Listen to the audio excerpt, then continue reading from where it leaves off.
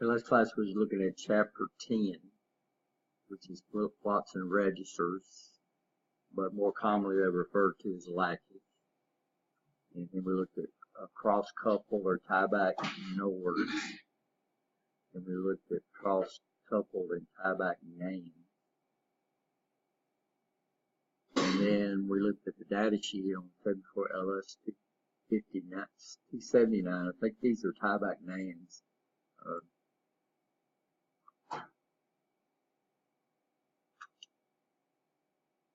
Yeah, so these are tie-back names integrated into a single integrated circuit.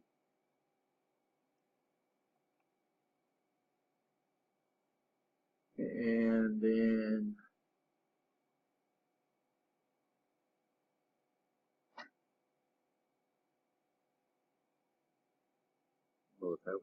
then we looked at this guy. This is a tie-back NOR gate.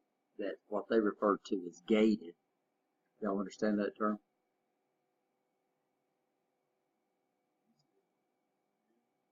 Gated.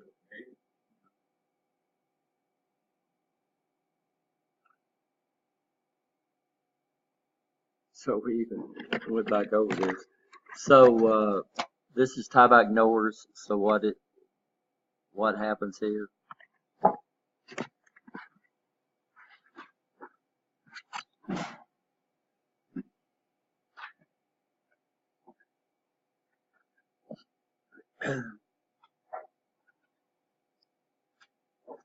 Just about, guys, how does this work?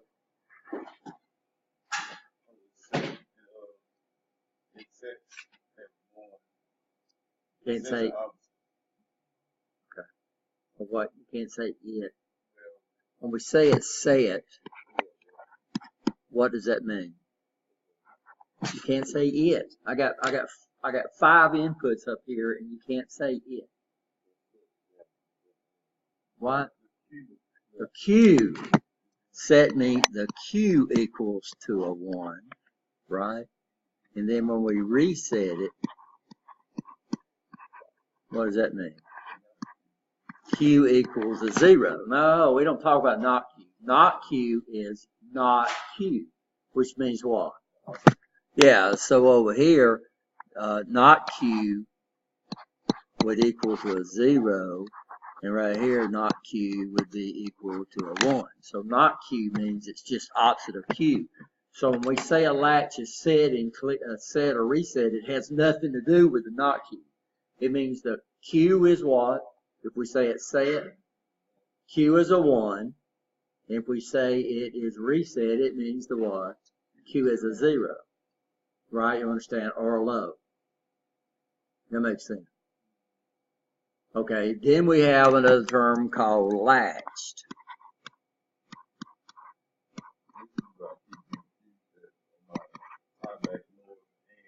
This is mean Q is equal to whatever Q was before, and then not Q is equal to whatever Q not Q was before, and that's what it means. It's out, Q out, and you'll see that in data sheets. These are latches, which means what? These are memories, which means what? Once we latch them, or I'm sorry, once we set them, and then we latch them, that means it will stay what? Set. But it holds the last condition that it was in. These are the memories. These are our memories for computers. Of course, computers do it a lot simpler, but you understand this is one of the biggest advantages of digital over analog is we can store it for later use. So we can store 1s and 0s for later use, right? You understand that? So what's the advantage of digital over analog? That's one. It can be stored. What else?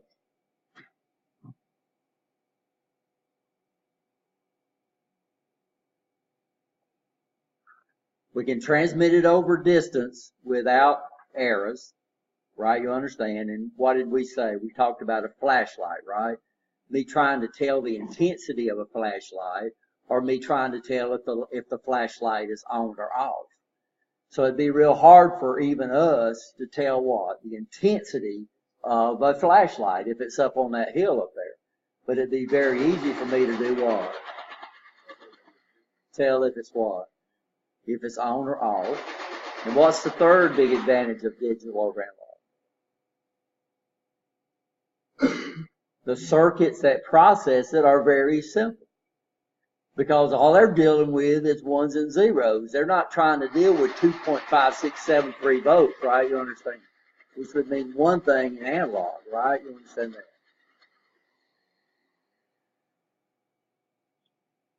And then, of course, if we need analog, we can run through digital analog converters, thank goodness. Because just about all the information we receive now is digital.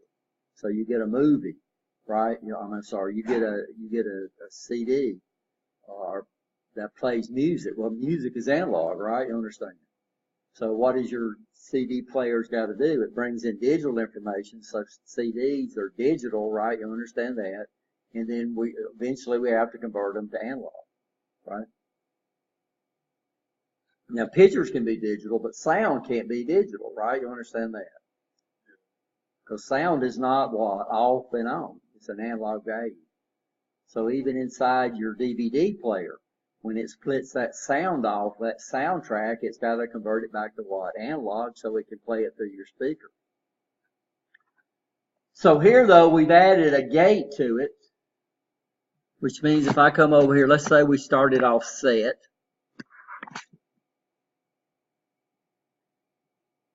And this input right here changes states.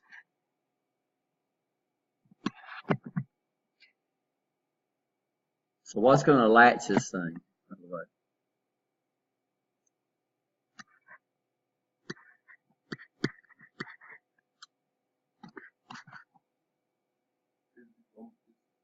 Well, let's trace it. Let's trace it. First of all, I'm going to enable it, and this is what they're calling a gated input.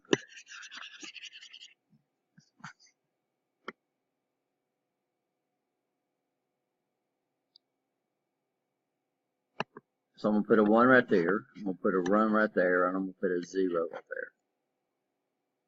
What's going to happen? This will give you a 1 right there. You get 0 at the bottom.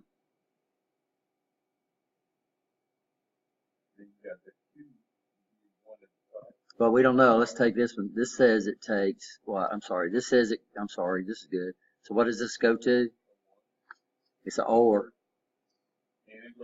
Any high equals a low. So what would this go? 0. This is tied back. Gives me a 0 right there. What's the output of this guy going to do? Huh? It's going to give us a high. That ties this back around.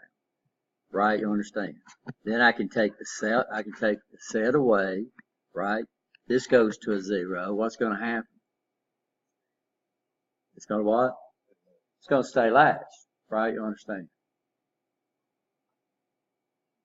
It's latched because now, right, so on this one, to latch it, we bring both inputs low. Right? You understand? To unlatch it or to set it or reset it, we come over here. So what would I do to reset it? So this is tied back, right? This 1 is tied back, right? You understand? That's going to give that 0. As soon as these are 2 zeros, these 2 are going to go zeros, and the same thing is latched, right?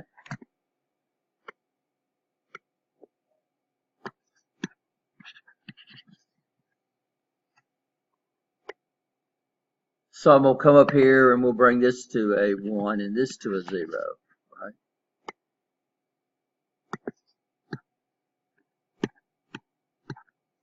So what's going to happen now?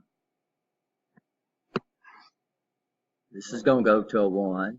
This is going to go to a 0. This is going to go to a 0. This is tied back around to here. That puts a 0. This is going to go to a 1. If this goes back to that state right there, it's going to be what? Oops. Latched. Well, what happens if this right here goes to a 0 and set goes to a 1? It's going to stay what it was. Now, let's say it pulses 1,000 times. It don't make any difference. Let's say this thing pulses 1,000 times. It makes any difference because we definitely latched it now, right, with the gate input. Well, I got this 0 right here. If it's 0 right there, I'm sorry, if that 0's right there, that output is always 0 no matter what the other inputs do. And this is one of the labs we do about enabling and disabling. So what I can do with one input of a NAND gate is I can control that input, and that's what we're doing with the G. And I can not let things get through, or I can keep things the way they are, right? I mean, or I can let the other input get through. So if this G right here is a 0, then this output right here would be a what? 0, right? Understand. So let's take it, let's set it again so I can get my colors up here. Get everything right. So first of all, what's required to set it? The set is a 1. What else is required to set it? Now, what else is required? I've got 3 inputs. I've got 3 inputs, and you've given me the state of 1. Huh? What's that? Okay, resets to 0. Okay, there you go. This has got to be a 1, right? You'll understand that. Now what would happen? This would go to a 1. This would go to a 0. This would automatically go to a what? 0. This is tied back around. This gives me a 0 right there. And of course, this right here will go to a 1.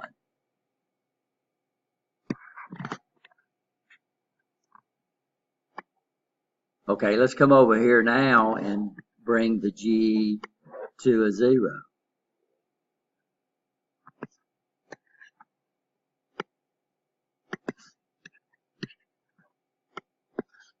As soon as the G goes to 0, this output right here goes to 0. Right, you understand? But it's got a 1 cross-coupled, so let's state at a 1. This 0 comes back around and leaves 2 zeros right there. But what if the reset goes to a 1 and set goes to a 0? It don't matter because we have it what?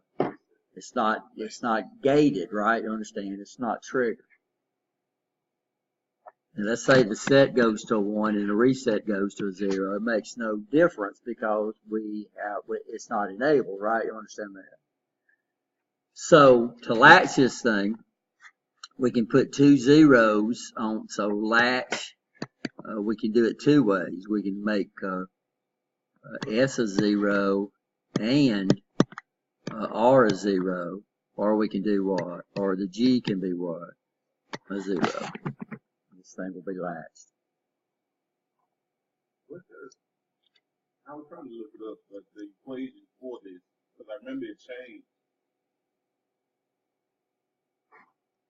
It changed from the SR. How does the equation look again for the Well, it depends on what so normally what we do, we got 3 inputs, so that gives us 8 combinations, right? So we got G, we got S, and we got R. And then we've got Q, and we're not going to draw not Q because not Q will be what? Opposite. Okay, so let's say this is a 0. This guy don't care, this guy don't care, this guy's going to be latched. Q equals to whatever it was.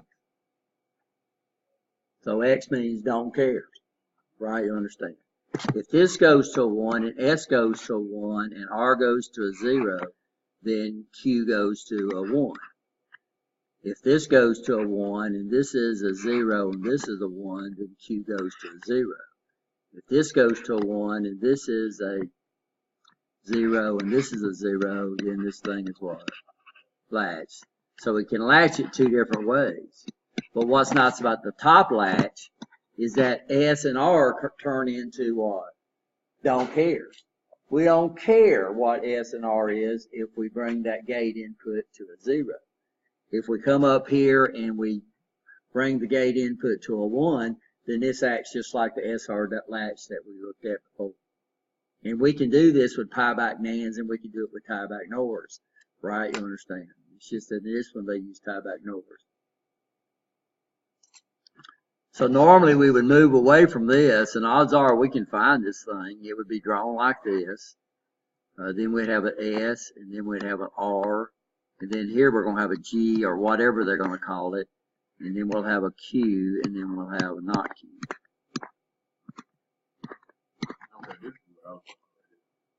This would be the symbol for an integrated circuit that is an SR latch with a enable on it.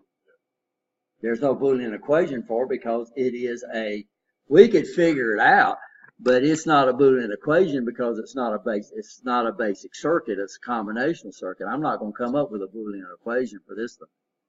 But I know it was like you drew down at the bottom, I know it was a diagram or image or something that shows an example of what he had over on the front or arrow. Well, that's what we're saying. So I could come up here and I could change this to NOR gates.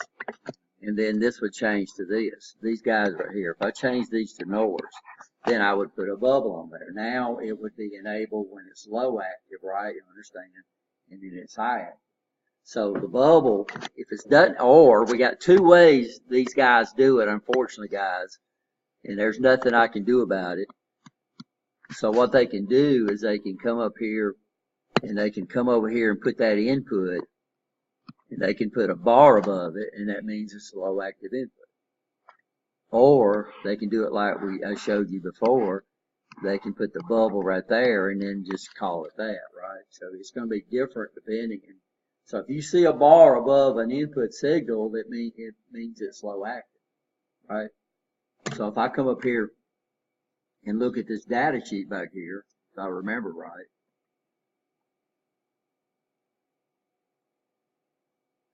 so these are tieback hands, but look at the S and the R, so they got bars above them, so it means these guys set and reset with lows. Tieback NORs set and reset with highs.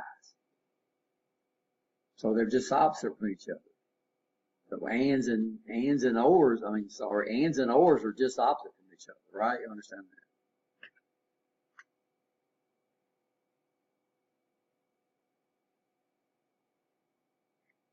So here on the input, see, they give the name of the pin, and they call it 4S, and then they got a bar above it. Right, and why do they call it 4? Because there's 4 of them inside this 16-pin IC. So for you to know the pin out, they call one SR latch 1. They call one what? 2, 3, and 4. And then that one, when I drew this on the schematic, we could call it that, or we could give the pin number. So it's hard to say how they'll do that.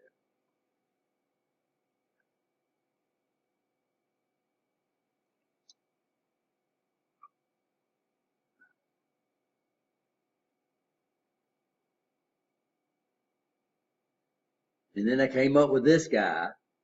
These could be made, but this is the guy right here. This is a 7475. This is a D-type latch. So what we're doing is we're taking this guy right here, and what did they do? They added an inverter in here between this guy, and so this is the input to the circuit. And this guy's used a lot, guys.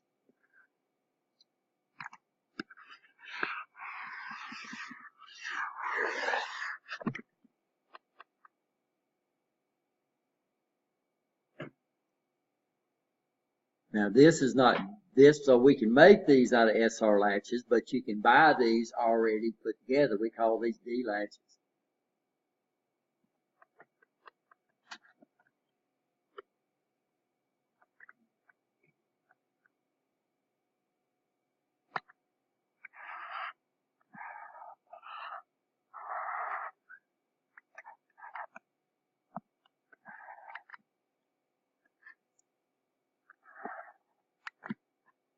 Usually they're going to call this C. We'll look at this in a minute. And then Q and Q.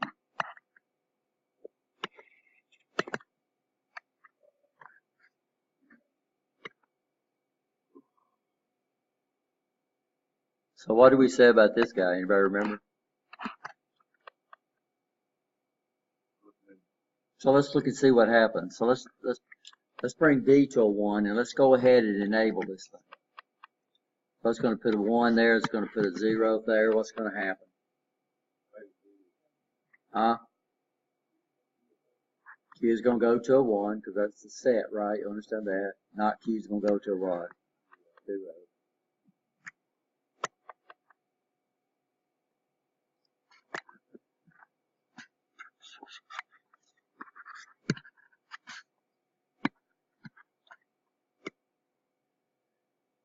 So this goes to a 0. That'll put a 0 there. That'll put a 1 right there. What's going to happen?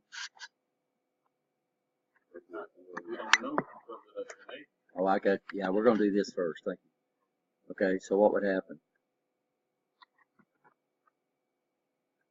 So if this goes to a 1, this goes to a 1. If this goes to a 0, this goes to a 0. If this goes to a 1, this goes to a 1. If I came over and put this on the input, I would get exactly the same thing out of the output. So right now, Q is what? Following. It's not latching. It's following D. So whatever's on the D input passes directly through to the Q output.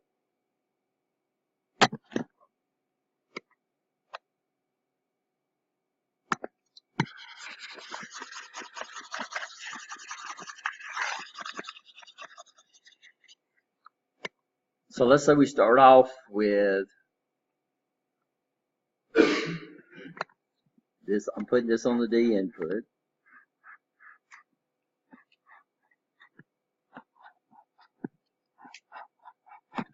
And on my G input, I'm going to start off high. And then right over here, I'm going to go low. And then over here, we'll go back high again.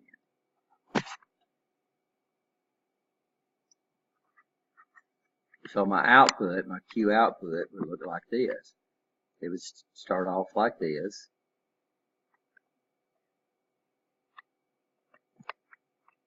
Then it's going to do what? It's going to latch, right? And what's it going to do? It's going to go back up and start following. It's going to start following D again. So on this, Q follows D, then what? The G equals to the what? High. G equals low. What's this thing going to do? It's going to latch.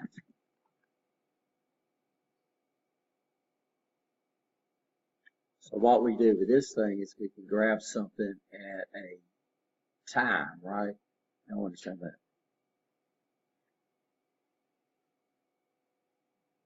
So we take that and we put it inside, we take the whole circuit, all this tie back NOR, all this gate right here. So what we got is we got this, right, you understand, inside this symbol right here. And then we've added this inverter, which is a whole another circuit. But this guy's used so much, they integrate it all together and they give it its own symbol. And we call it a D latch. So on the left, they're going to have a D, and then they're going to have a G or whatever they do it. The 7475 calls it a C. And then we're going to have a what? A Q, and we're going to have a not Q. So that means this guy requires 4 pins, right? Makes sense? Well, I'm sorry, it requires, then it's got 2 pins. Even though you got the inverter up there, I could get an inverter up there. Look, how would we recognize converter at the bottom? The same what we use to recognize. Well, it's a D latch. And the D latch used to have back inverter. Well, it's all inside. It's all inside. So what they've done is they've taken this whole circuit right here, right? You understand? So instead of me coming over here and doing this circuit is used so much it gets its own symbol. So instead of me coming over here and doing this whole thing, right? You understand? So this is actually what's there, right? And then this one ties back to there. This one ties back to there. Then we have a gate right here. It comes in like that to that side. Then it comes over here. Then we have this right here connected together. Then we bring this in over here. This would be G. Then I come over here and then I put an inverter right there.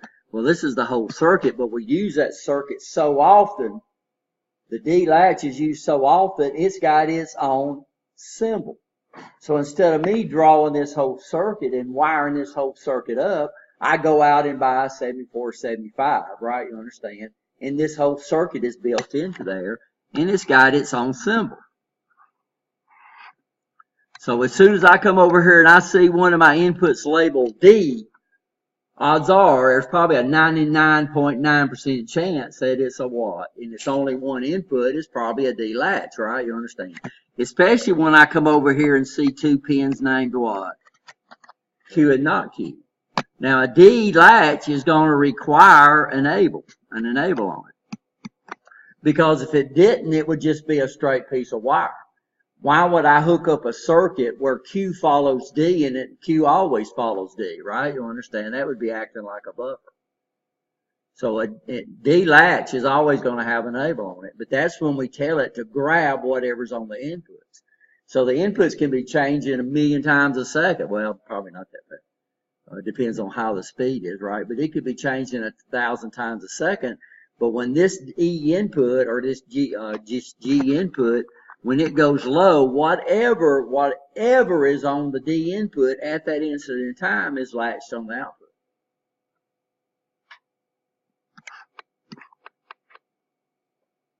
So it's got its own symbol.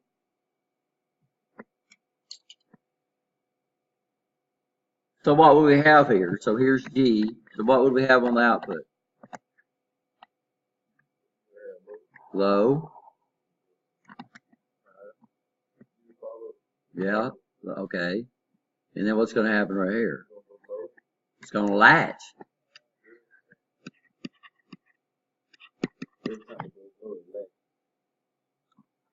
Whatever happens to be on the input there. So here it's latched, here it's latched, here it's latched.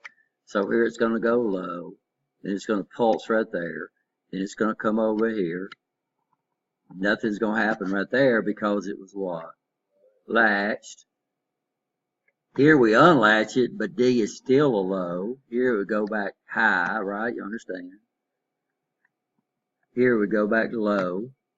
Here wouldn't do anything. Here would go back high. So what happened to if you went low at the bottom and at the back on the output, Q output? What happened to the front? It's the same way at the front. The Q output. Where you got latches right here.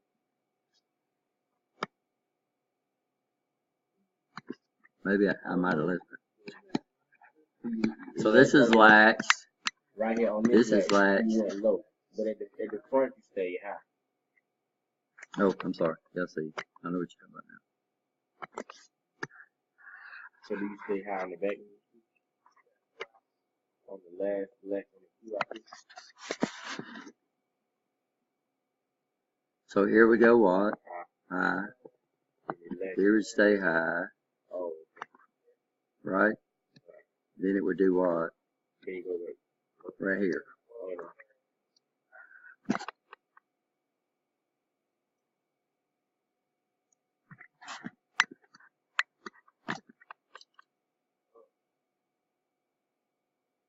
Are we okay? Did I miss one?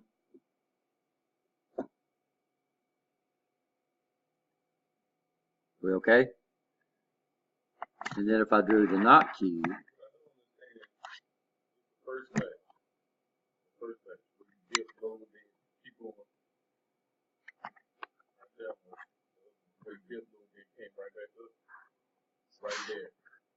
but here Q follows D. Q follows D when G equals a high. So here G is a high. Well, here it went high right here. So it went high right here. And what was D when this thing went high? D was a low. Okay, here it's enabled. Here D went high. it's enabled, so Q goes high. Here, this goes low, it's enabled, so Q goes low, right? Here, nothing happens. Why does nothing happen? Because it's what? Latched. But that's what I was saying about the person. It was latched on the person. That's what I didn't understand. Like, if it's latched on the first time, how does it still follow D? Oh, I see what you're saying. So you're saying right here, right? Yeah. Thank you. So it was, okay. Latch at a high. So it's latched to the high right here, right? Okay. Then it's latched as a high, right? So it stays high right there and then it goes low, right? Are we okay now?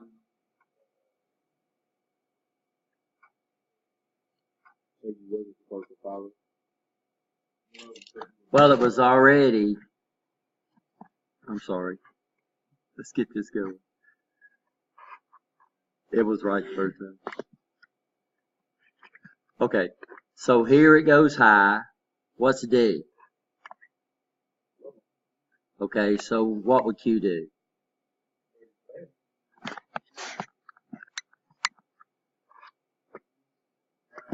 I thought when they go back up there, I didn't, that don't say latch. This says low.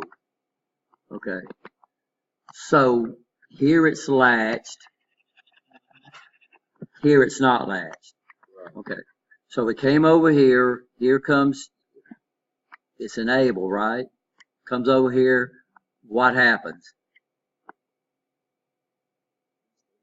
It's latched, right? Okay.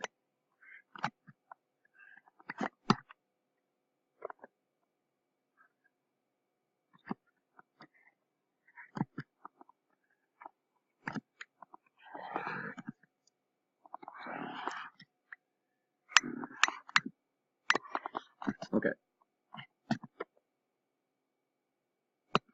So we come over here. Here's D is high and Q is high. I mean, G is high. So what does it do?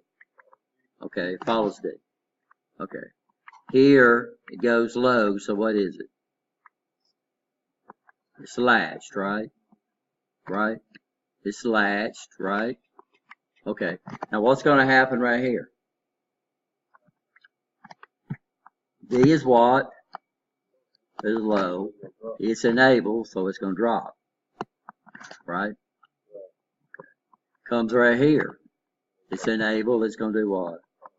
Follow D. Okay, follow D, right? Are we okay so far?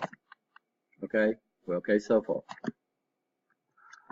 Then it comes over here, D changes. Why don't Q change? It's latched. We come right here, nothing happens. Okay, so here we go. It's enabled, right? D's high, so what would it do? It go high, right? You understand? Okay. Then we hit right here, right? Nothing changes. Now why did it skip over that one? Because it's latched, right? And then we come over here. Here it went high, it's already high, so it stayed high. Here it went low, so the output would go low.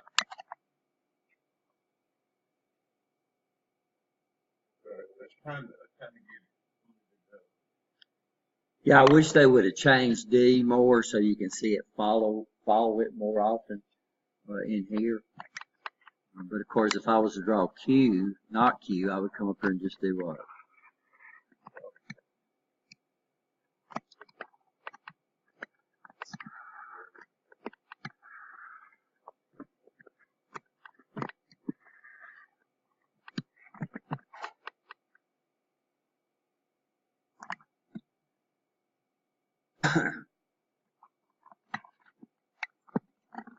So what would happen here?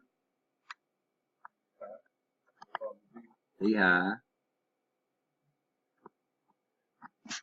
So what I'm gonna do to help me keep them lined up is just I'm gonna just drop verticals down from the plot.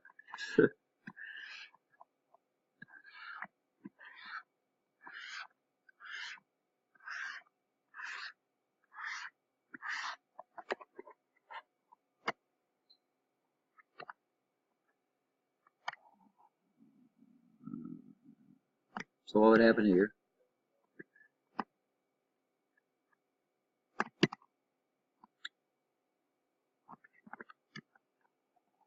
What would happen here?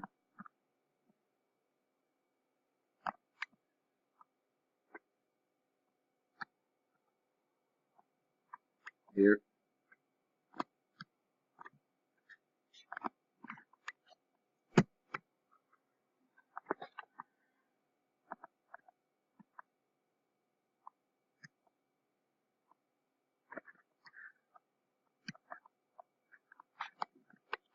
Look okay?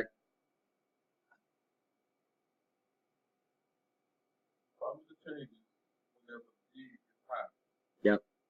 Whatever's on the D input, when G is high, that's what the Q output's going to do. Q follows D when the G input is high. So what when you get down and come back up? First, because you get down, then why wouldn't you come back up right there? Because Q is following D, so this is D right here. Oh, okay. So don't get confused with the G input and the D input. It's not Q is not following G. Q is following what? D.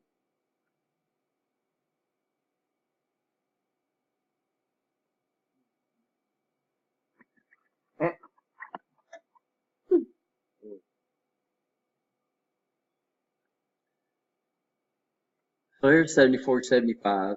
This guy's kind of weird in that it's in a 16-pin deal.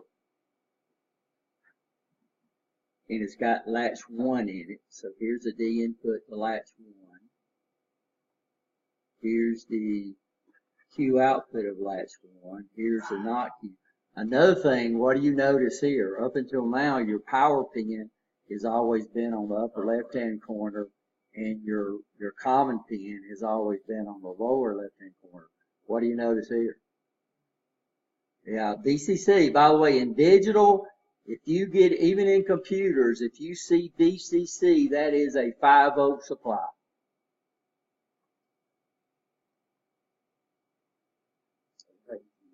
VCC.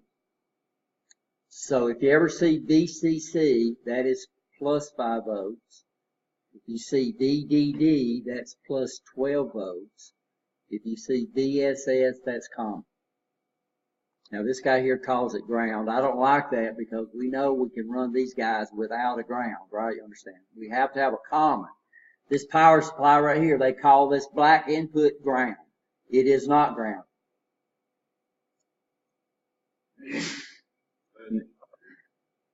So here's latch 2. Here's D for latch 2. Here's Q for latch 2. Here's what? Not Q for latch 2. Here's D for latch 3. Here's Q for latch 3. Here's not Q for latch 3. Here's D for latch 4. Here's Q for latch 4. Here's not Q for latch 4. Now here's the enables right here. What do you think that means?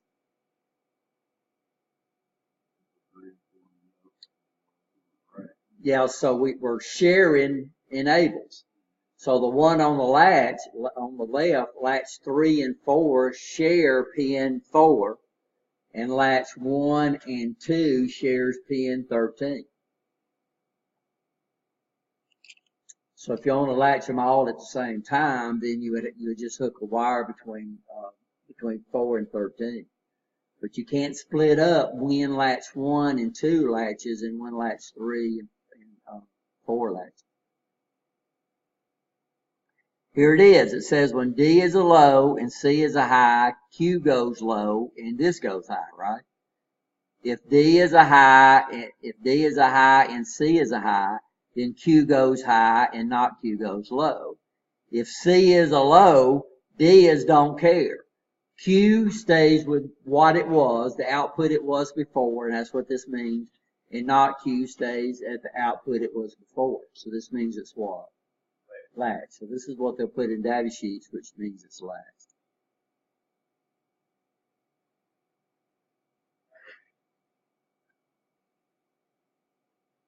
Now the 7477 is a 14 pin chip, and what did they get rid of? What does not come out on the 7477? Yeah, not oh, the not Q. Yeah, they didn't bring the not Q out. So sometimes we don't need the not Q. All we need is the what? Q. So sometimes they don't bring it out. So what it is, it's the same circuit in there, guys. It's exactly the same circuit. It's just that they don't sacrifice a pin to bring the not Q's out. If I'm not going to what? If I'm not going to use it. So one of them's in a 16 pin dip and the other one's in a 14 pin dip.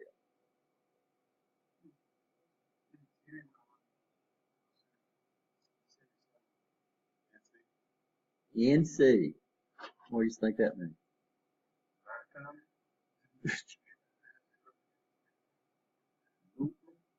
Not connected. It means that pin is not connected. It's not even used. It's not electrically connected on the inside, but it's in a standard dip package, right? You understand? So there's no such thing as a 13 pin dip. So they only needed 13 pins, so they just left one of them not connected. So pin 10 is not connected. It's there, right? You understand, but it's literally not connected to anything inside the IC. So good point. Yeah, there you go. We'll take it. Yeah, that's Kelvin's a lot closer than y'all. Most of y'all can't read it. Huh? Yeah, number 7's not used. I was wondering because at the top on the 5475 have 4 not Q's. On the bottom, which is 16 pin layout, on the bottom you have 14 pins, which shows not Q, which doesn't have not Q, but it's 14 pin layout. So that it drops 4 as the pins that are used. Well, see, but you're right. It drops 4 pins, right? You understand, which would put it into a 12 pin dip, but there's no such thing as a 12 pin dip. And why? Why are these things standard packages? Because I have to make a printed circuit board and I've got to be able to buy a socket. So there's an industry standard on these dips on how many pins they have. So this spacing across here, and so you got to go in twos, right? You understand that? So they came out, the smallest one you'll ever see in the dip is 4 pins. And then guess what came next? They doubled it and went to what? 8. And then they doubled that and went to what? 16. And then after that, they didn't double it anymore. After that, it went to 16. Then we had an 18 pin dip that used this same spacing right here. And then after that, they went up to we get this one up to 22. When they went to 24, they went to about twice the width. The spacing between the pins are exactly the same. In 24, that spacing or that size actually went all the way up to 64 pins. It was a microprocessor, a 68,000 microprocessor was in a 64 pin. And it was using this spacing right here.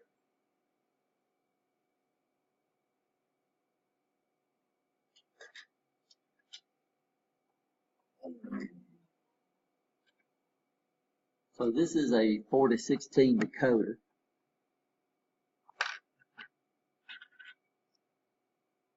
I'll just pass it around. This is TTL, so y'all don't have to worry about it.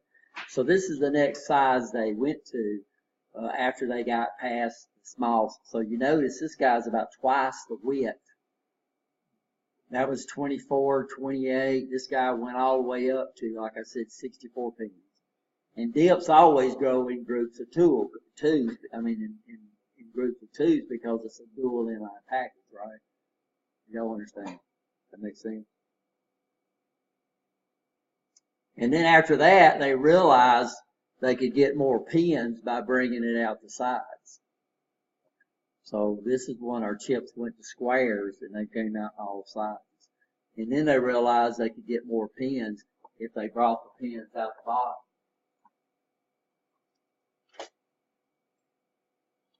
Now this guy's, we wouldn't handle these pins with our hands because this is CMOS and we can damage CMOS or MOS, but this microprocessor is no good.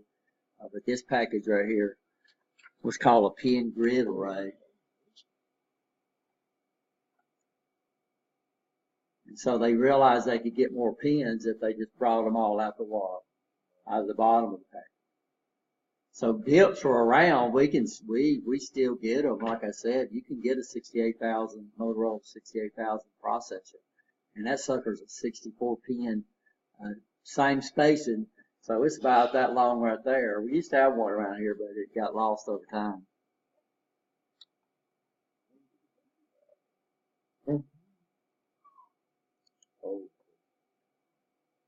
Yeah, that's a K5. That was one of the AMD processors. I don't know what processors AMD's on now.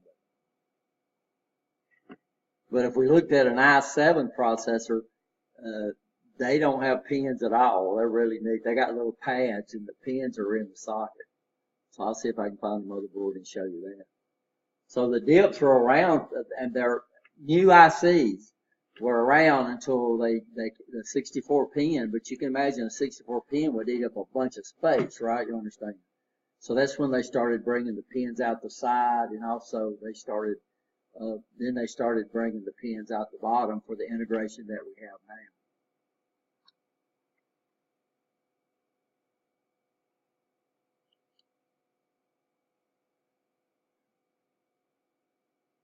now. Are we okay? So yeah, we did away with, so this ended up with two pins that were not connected, right?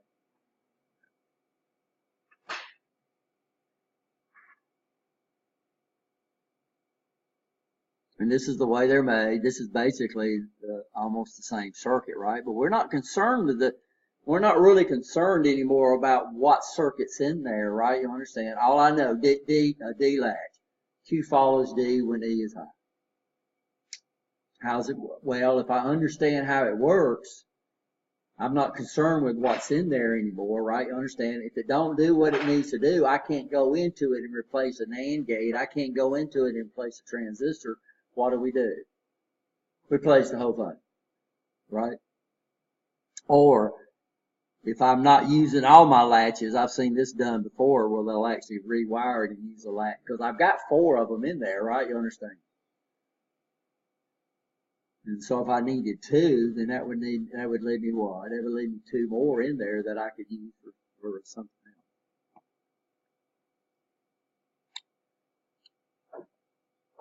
else. Transitions, output occurs at the edge of the input trigger pulse. So my trainer is freaked out, guys. I'm gonna have to rewire these whole circuits, but we've already done this circuit before.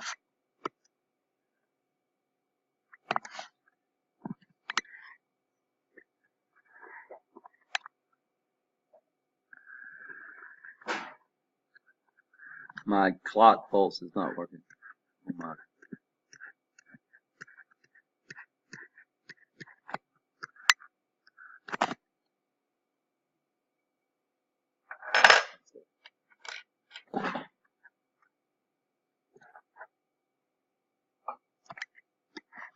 So how does this circuit right here work?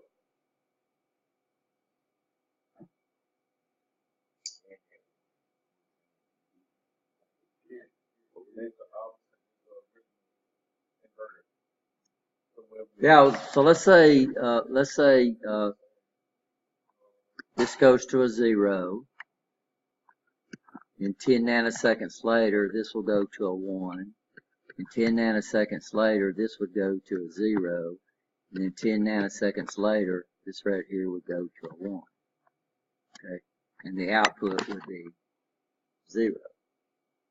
Well, the output would have gone 0 instantly, right, because of this input right here. There's no delay right here, but over here I have a what? A 30 nanosecond delay. 10 nanoseconds per converter. And that's just rule of thumb. We'd have to actually look them up. But that's, I think for LS it's around 9 or 10 nanoseconds.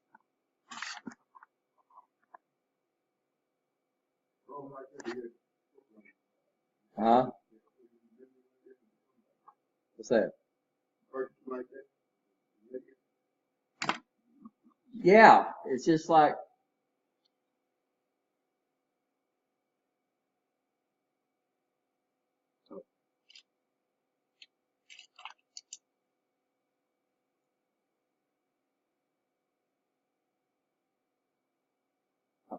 I'll bring my stuff back from the script.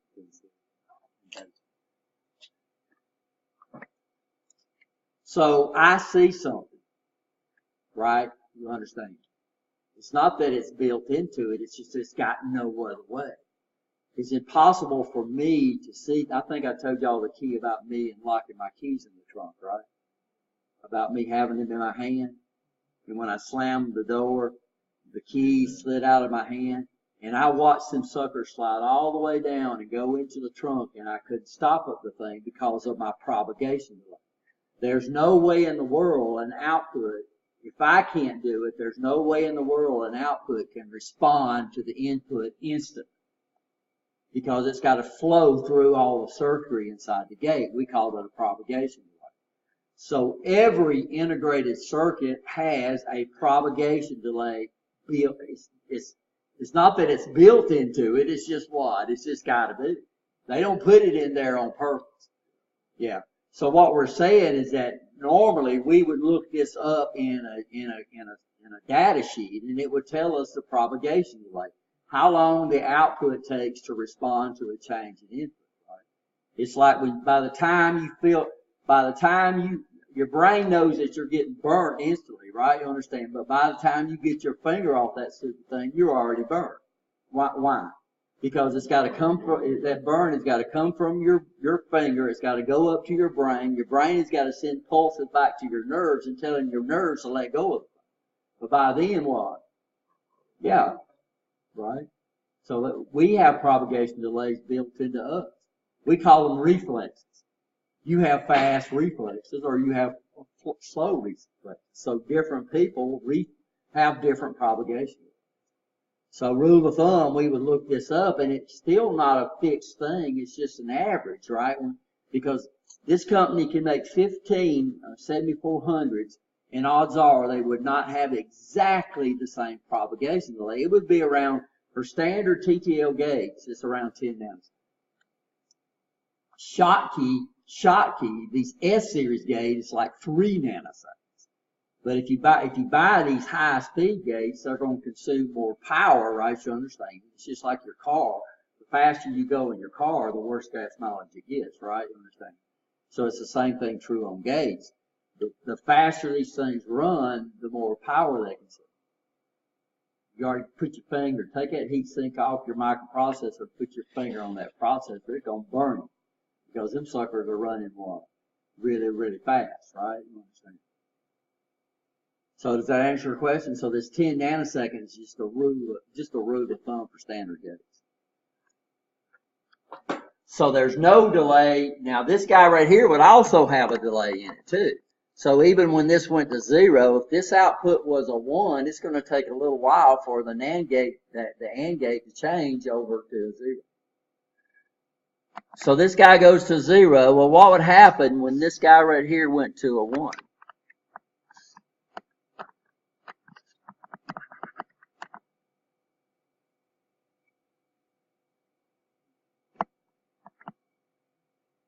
Oh, so I got this. So I think I got this backwards here. Let me make sure. So first we started off with a what? Started off with a 0. That would put a 0 right there, which would put a what right here? 1. That would put a 0 right here, which would put a 1. But the output would be a 0 because of that input right there, right? I understand. Okay, so let's say this input goes to a 1. Well, this thing's going to be, so here right now, at this instant in time, I have what? I have what? All highs. So the output would go to a 1. Then it's got to propagate through. This would go to a 0, this would go to a 1, this would go to a 0, and my output would go to a 0. But I should get a pulse hit here at around what? 30 nanoseconds.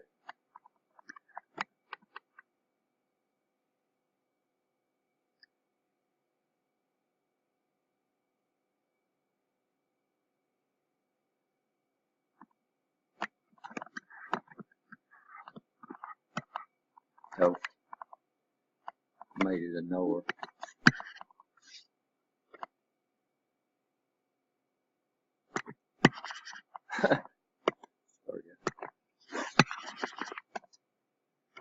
Now this could be a NAND. If I made it a NAND, I would get this for 30 nanoseconds, right?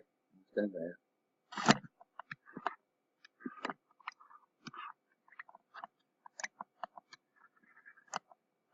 So what did this guy right here detect? It detected this right here. It detected when this guy goes positive, I get a 30 nanosecond pulse out.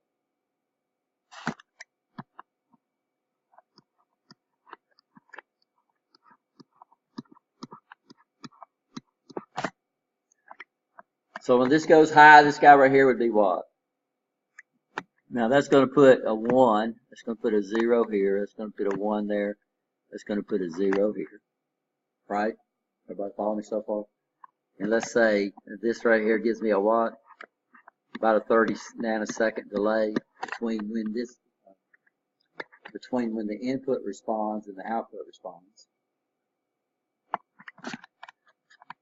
So when this right here goes to a 0, this guy right here, I have all lows, right? Which is going to give me a low. And then when it goes, then after a while, it would go back to a high. So this guy right here, this circuit right here detected this edge. This circuit right here detected that edge. So these are edge detection circuits. So they don't look at a level, they look at an edge, right? You understand? Yes or no? Well, what we're going to do from now on is I'm going to have this symbol right here. So if you see this, if you see that right there on an input of a gate, this means it's edge triggered.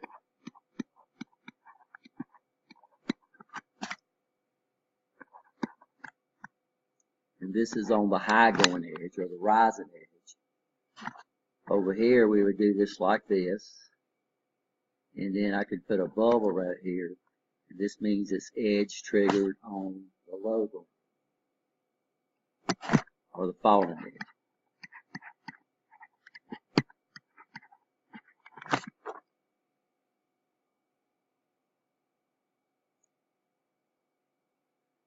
So we got two terms. We have what we call level triggered.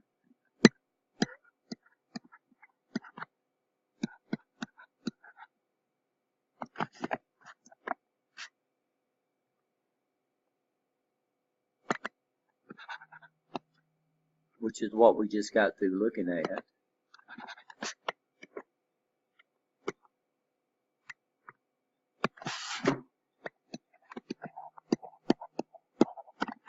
And then we have edge triggered, which means it's going to look for what? If I'm going to time something,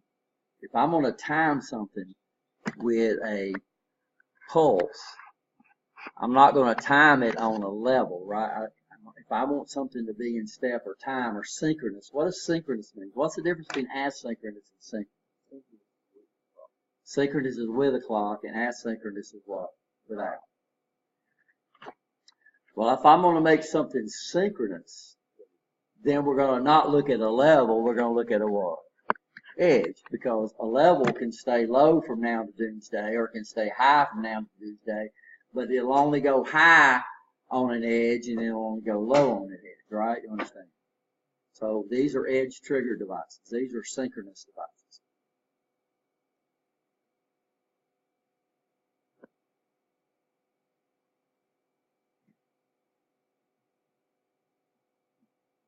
So these symbols were not right. Let's go back and, so this is what they give you in the book, in the textbook. This is a 74, yeah, here we go.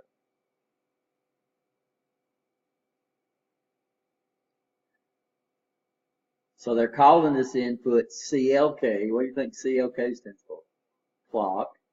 And if we follow this up, there's the little triangle, right? You understand?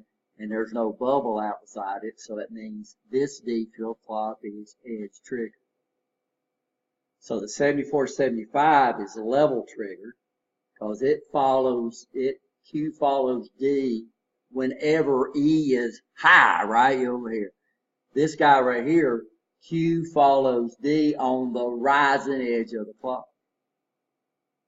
Only on the rising edge, not on the level, only on the rising edge.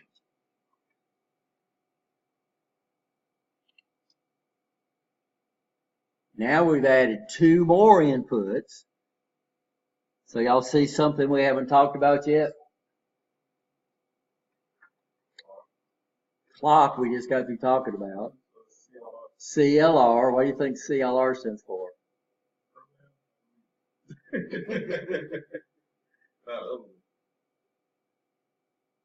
CLR, what would you think it means? Clear. Good. Clear. What do you mean by clearing a latch out? What do you think that means? It means Q goes to what? 0. Then I got this other input called PR. That's not personal relations.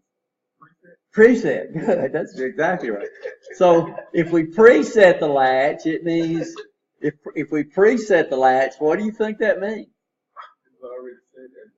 If clear means Q goes to 0, preset means we're going to force Q to a what? To a 1. That's right, but it's asynchronous. These are asynchronous inputs. It says, let's look at it. So here it says, if preset goes low and clear is a high, your clock doesn't what? It don't matter, right? D doesn't what? It don't matter, right? You understand? It says what? Q will go high, not Q will go low. If preset is high and clear is low, clock doesn't matter, D doesn't matter, Q goes to a low and not Q goes to a high. Because what I just did, I just cleared the latch. If preset is a low and clear is an O, that's not good. We got two highs out there, and we got this little asterisk up there, meaning what? Something's not right. We can't have Q and not Q high. We can, by the way. We shouldn't. But what I found out a long time ago, if this state is available to an engineer, some engineer is going to use it, the latch is not going to blow up. But I'm going to follow this note down here. It says, this configuration is non-stable. That is, it will not persist when either the preset or the clear inputs return to their inactive states. So that means if you drop these presets and clears back, bring them both high, you don't know what this latch is going to do. So this is one thing we should avoid, right? It says it's an unstable state, right? You understand that? Then it says that preset is high and clear is high, and we have a what? Positive going transition of the clock. That means the rising edge. That's what we just got through with these edge trigger circuits. Okay. So if this guy is edge triggered on the rising edge, how do I know it's edge triggered? Well, I see that little old triangle right there, and it don't have a bubble out beside it, right? You understand? And if I follow this down, what does it go to? It goes to the clock input. So if the clock goes high, if D is high, then what happens? Q goes high and not Q goes low. If preset is high and clear is high, and we have a rising edge of the clock, and D is low, Q goes what? Low. If this is high and this is high and the clock is low, D is don't care, right? You understand? and Q is equal to Q, and not Q is equal to Q. What Q is equal to not Q? What does that term mean? It's latched. So I latch this sucker with a low on the clock. So we have synchronous inputs. The D input is a synchronous input. It requires a what? A clock. The preset and clears are asynchronous inputs. These guys don't depend on anybody.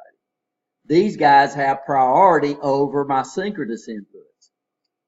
Because notice if preset is low and clear is high, clock is what?